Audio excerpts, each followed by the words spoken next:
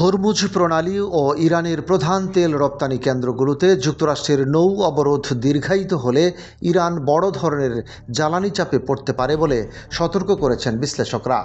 গত 13 এপ্রিল থেকে শুরু হওয়া এই অবরোধে ইরানের অপরিশোধিত তেল রপ্তানি মারাত্মকভাবে ব্যাহত হচ্ছে। ফলে রপ্তানি না হওয়া বিপুল পরিমাণ তেল দ্রুত মজুদে জমা হচ্ছে এবং দেশটির সংরক্ষণ সক্ষমতা ফুরিয়ে আসছে। পরিস্থিতি চলতে থাকলে ইরানকে শিগগিরই তেল উৎপাদন কমাতে হতে পারে বলে জানিয়েছে আল জাজিরা।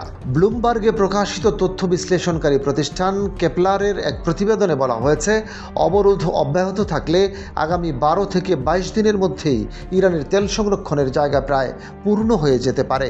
এতে দেশটির সামনে উৎপাদন কমানো ছাড়া বিকল্প খুব কম থাকবে। মার্কিন অর্থমন্ত্রী স্কট বেসেন্টও দাবি করেছেন, ইরানের প্রধান তেল রপ্তানি কেন্দ্র খারক দ্বীপের মজুদ সক্ষমতা দ্রুত শেষের দিকে। খারক দ্বীপ থেকে ইরানের বেশিরভাগ তেল রপ্তানি হয়। ফলে এই কেন্দ্র পূর্ণ হয়ে গেলে দেশটির তেল সরবরাহ ব্যবস্থায় সরাসরি চাপ পড়বে।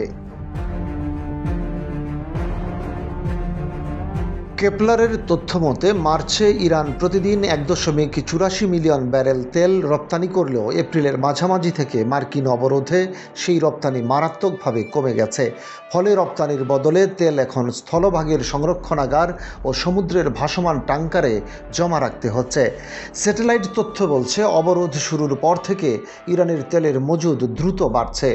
Colombia Center on Global Energy পলিসির তথ্য অনুযায়ী 17 থেকে 21 এপ্রিলের মধ্যে প্রতিদিন গড়ে 1.7 মিলিয়ন ব্যারেল করে মজুদ বেড়েছে। 20 এপ্রিল পর্যন্ত খারক দ্বীপের ট্যাঙ্কগুলো প্রায় 74% পূর্ণ ছিল। নিরাপত্তার কারণে সাধারণত 80%-এর বেশি মজুদ রাখা হয় না, যদিও জরুরি পরিস্থিতিতে ইরান অতীতে 90% পর্যন্ত মজুদ করেছে।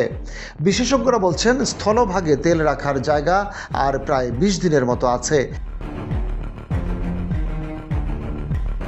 এরপর ইরানকে ধীরে ধীরে উৎপাদন কমাতে হতে পারে, তবে উৎপাদন বন্ধ করা ইরানের জন্য ঝুঁকিপূর্ণ।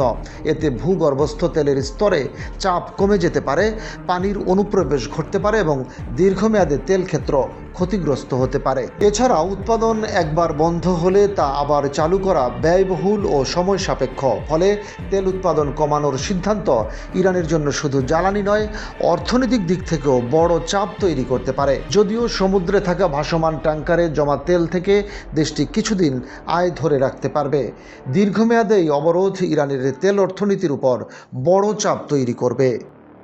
ডেস্ক রিপোর্ট, বাংলাবাজার পত্রিকা।